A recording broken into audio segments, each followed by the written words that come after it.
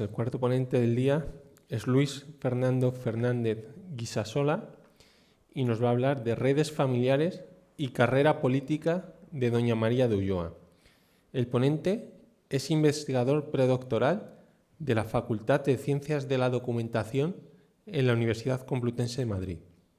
Es asimismo coordinador del equipo de revisión de la revista Archaeotimes y editor técnico de la revista Eikon Imago. Ha sido becario de formación archivística, documental y bibliotecaria en el Senado.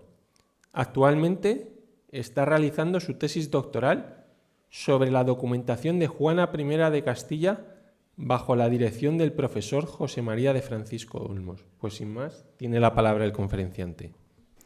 Muchas gracias por la presentación y a la organización de este congreso, por permitirme hablar aquí hoy. Yo voy a hablar sobre doña María de Ulloa, como bien dice el título de mi ponencia, una figura casi desconocida del siglo XVI, pero que fue muy importante en los eventos políticos que siguen a la muerte de la reina Isabel la Católica y que especialmente destaca por las redes familiares que a veces la benefician y a veces la perjudican y su carrera política en la casa de la reina Juana I.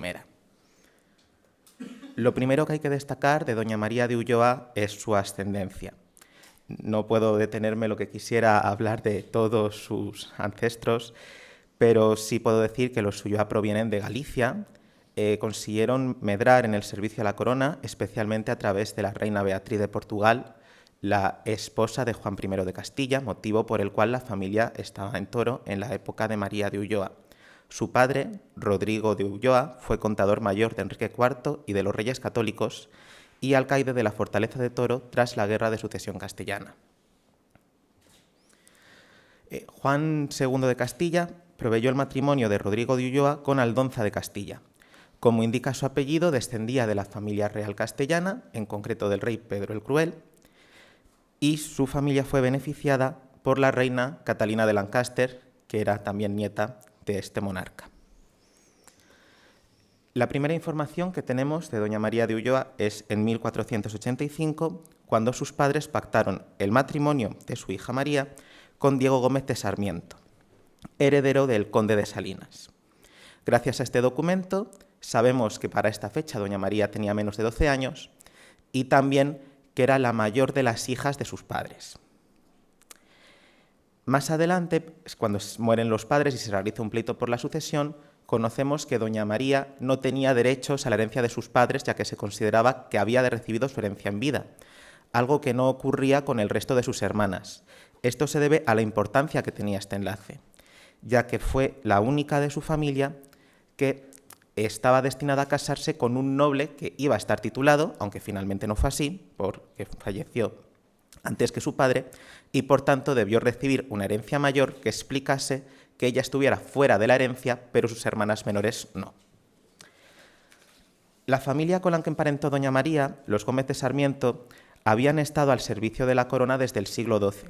Sin embargo, empezaron a crecer políticamente a partir de la guerra entre Enrique II y Pedro I, ya que fue a través de Enrique II que consiguieron emparentar con la familia real castellana, con una sobrina del rey, Leonor Enríquez, y recibieron el oficio de repostero mayor, a lo que más adelante se añadiría el título de conde de Salinas.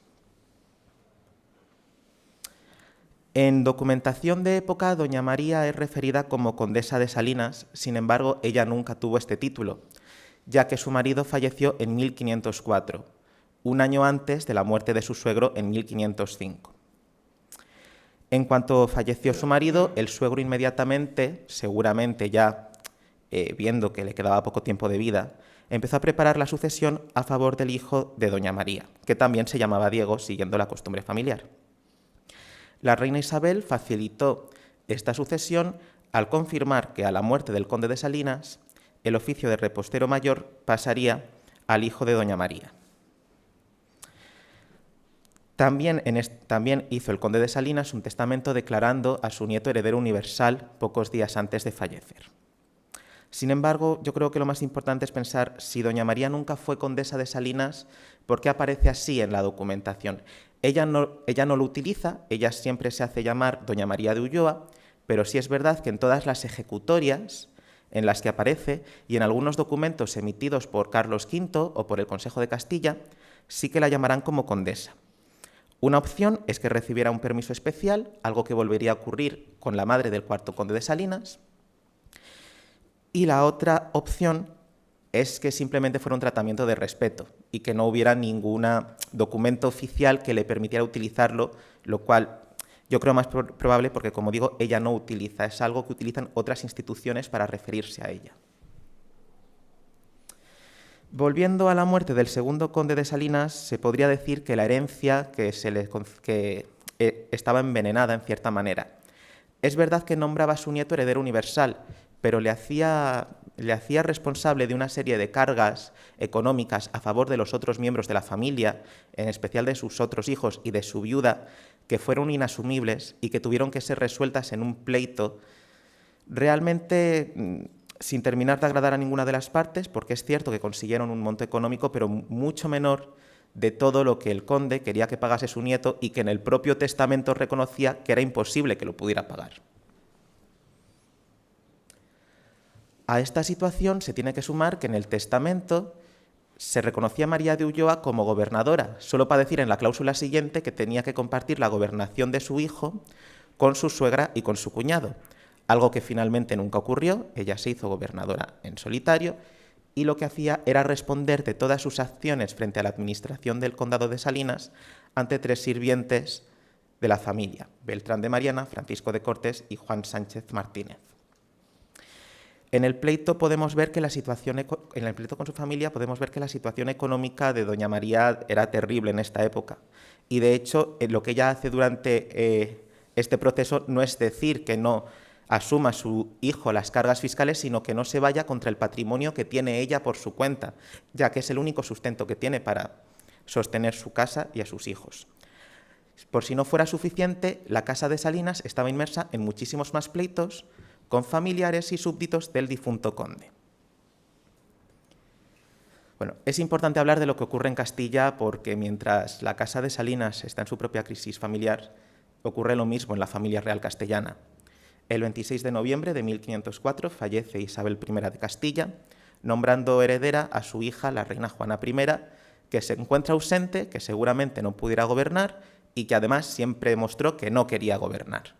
En los 3 supuestos, según el testamento, el gobernador tenía que ser el padre de la nueva reina, Fernando el Católico, pero esto no gustó al marido, Felipe el Hermoso, que comenzaron una disputa por gobernar en nombre de la reina.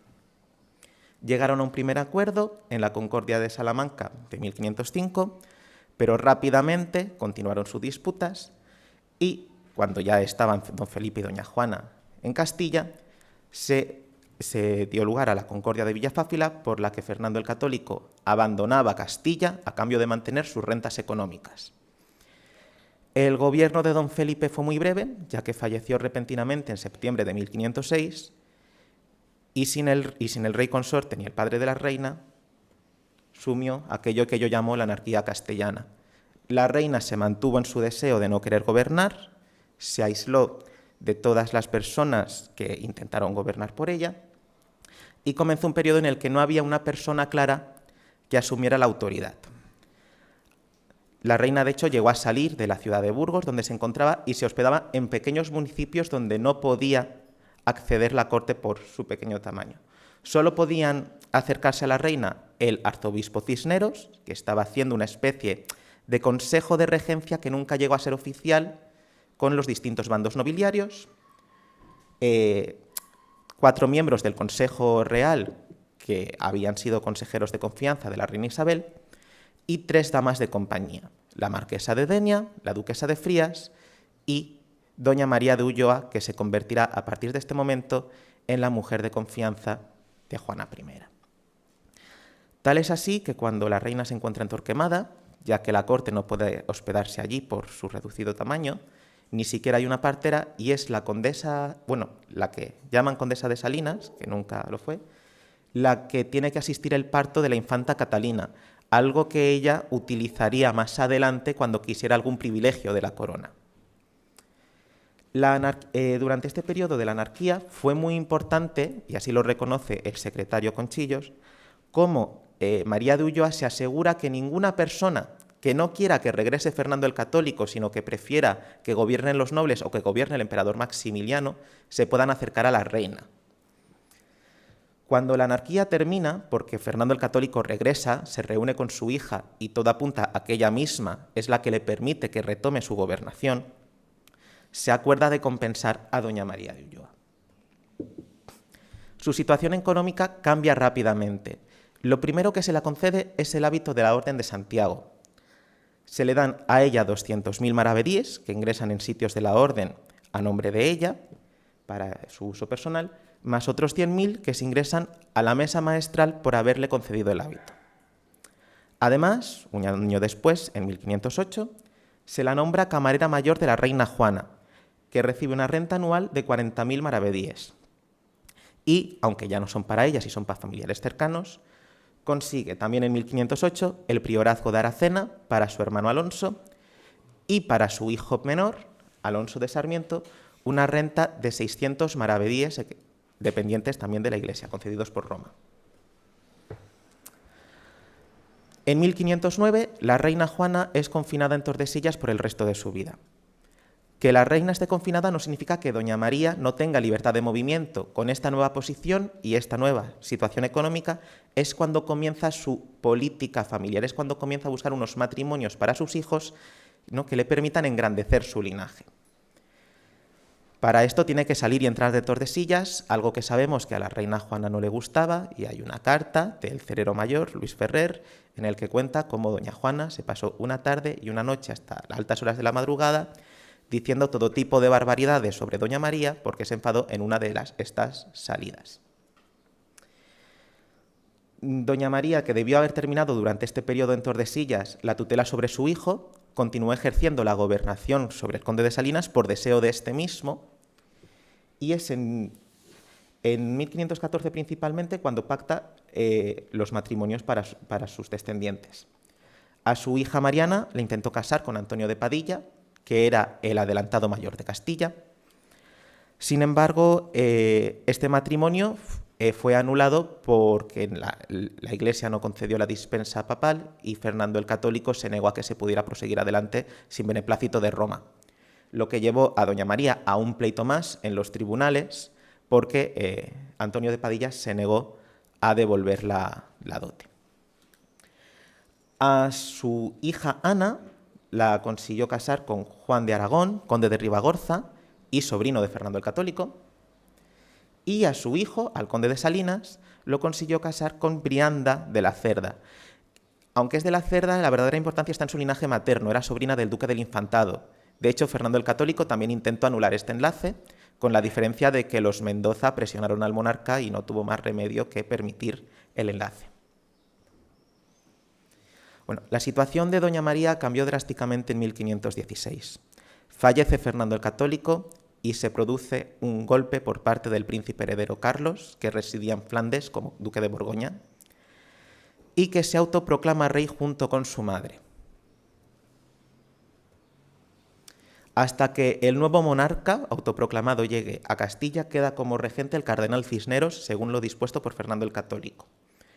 Esto da lugar a dos memoriales de doña María que ofrecen mucha información tanto sobre ella como lo que le está ocurriendo a la reina.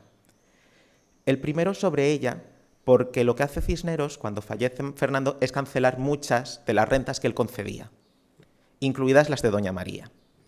Y ella tiene que escribir un memorial donde incida en los servicios que ha hecho a la corona, por eso conocemos mucho de lo que ya he explicado de la anarquía castellana.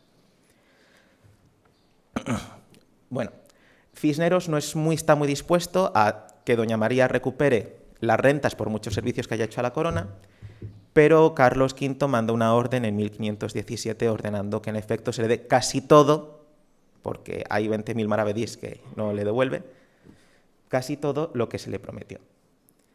Y también envía un segundo memorial en la que relata lo que ocurre en Tordesillas. Cuando fallece Fernando el Católico, el palacio de la reina sufre la disputa entre el cerero mayor, Luis Ferrer, y el montero mayor, Diego de Castilla, por el control de por el control tanto de la persona de la reina como de la casa. Sería lógico que doña María apoyase a Diego de Castilla, ya que es su primo hermano por parte de madre. Sin embargo, ella se muestra completamente leal a Cisneros, algo que ninguna de estas dos personas hacía, y envía este memorial relatando cómo Luis Ferreras ha salido, cómo Diego de Castilla ha metido a un hombre al que María de Ulloa cataloga de brujo y están intentando curar la enfermedad de la reina sin éxito. Este memorial es posible que sea el origen de una reforma que se produce y que paradójicamente supone la salida de muchos servidores, pero incluida María de Ulloa, que deja de ser camarera mayor de la reina. En 1517, un año después de la salida de doña María de la casa de la reina, fallece el conde de Ribadeo, que era el tío abuelo por parte de la condesa viuda de Salinas, era el hermano menor de la abuela paterna, del conde de Salinas, y por tanto doña María se convierte durante un periodo muy breve en gobernadora de las dos casas, de Salinas y Ribadeo. Y ella misma lo reconoce así cuando emancipa a su hijo un año después. Es verdad que, aunque los de Salinas utilicen ya el tratamiento de Ribadeo y parece ser que ya hayan tomado posesión, la situación estará en pleito en la Chancillería de Valladolid durante unas cuantas décadas, porque los hijos ilegítimos, como es habitual, reclaman la herencia del padre.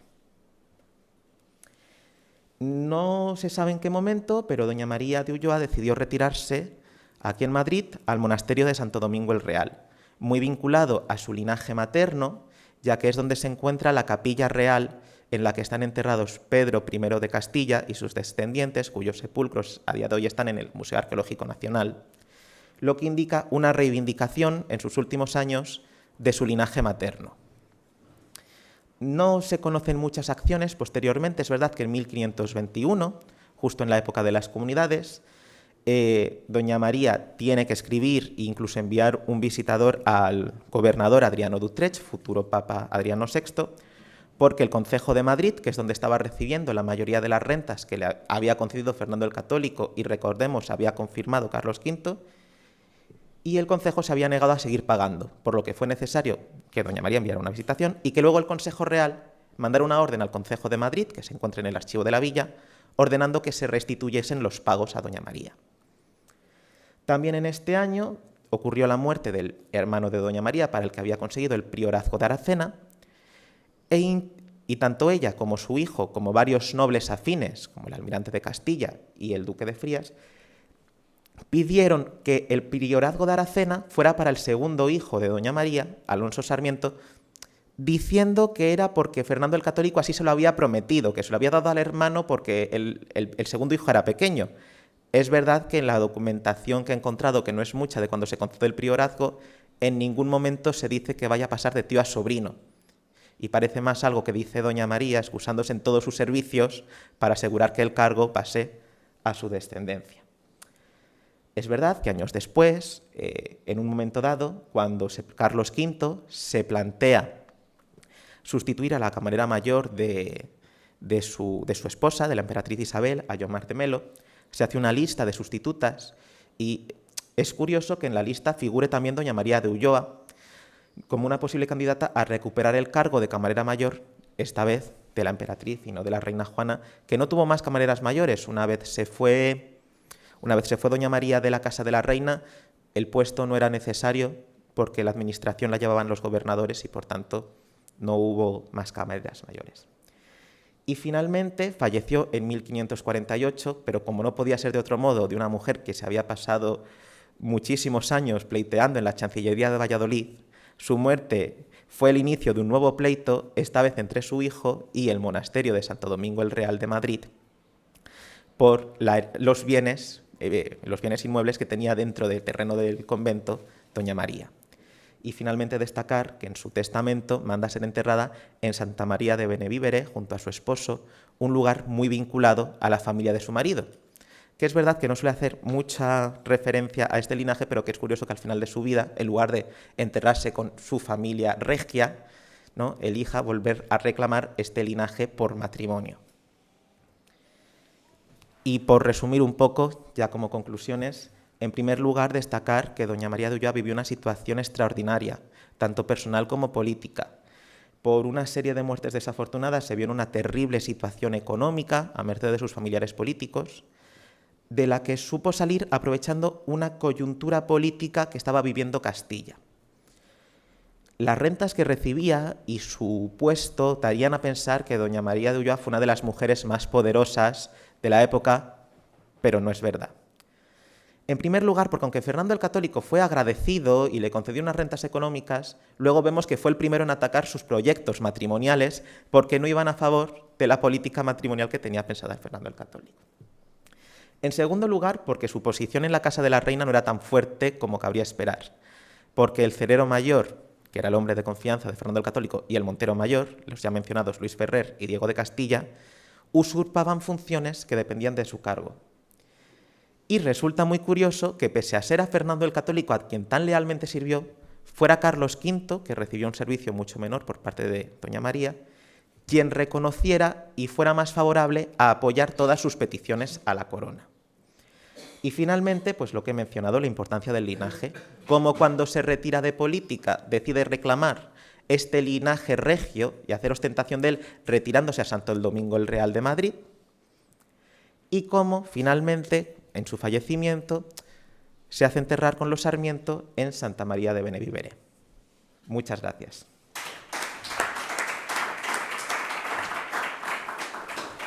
Muchas gracias y enhorabuena por esta magnífica conferencia. Tenemos tiempo para una pregunta si alguien entre el público pues tiene alguna cuestión que plantear al conferenciante. Bueno, pues Daniel, por favor. Sí. Hola, buenos días. Enhorabuena por la conferencia. ¿Es en este reina, en el cautiverio de doña Juana, o es antes con la reina católica, cuando están en la Real Casa los Barba? ¿Los? Barba. ¿Los Vargas? ¿En la casa de Juana te refieres? Pero sí, es que la casa de doña Juana lo que tiene es que, como tal, ella no tuvo casa casi nunca. Es decir, seguramente estas personas sí estuvieran ya en el ámbito de la reina católica, porque el caso es que Felipe el Hermoso, aunque había puestos a nombre de doña Juana, nunca estaban. Y eran sueldos y servidores de Felipe. Y cuando fallece Felipe el Hermoso, es cuando la reina comienza a tener una pequeña casa por imposición de la nobleza, que le pide que acepte damas. Todos los miembros de la casa de la reina en Tordesillas son designados por Fernando en Católico con nombres que provienen de servidores que ya habían servido en la casa de la reina católica y en la del difunto hermano de Juana, el príncipe Juan. O sea que seguramente proviniesen de la casa de la reina católica y se incorporasen a doña Juana una vez se instaló en Tordesillas. Muy bien. Muchas gracias. Creo que ahora tenemos un descanso de media hora hasta la siguiente.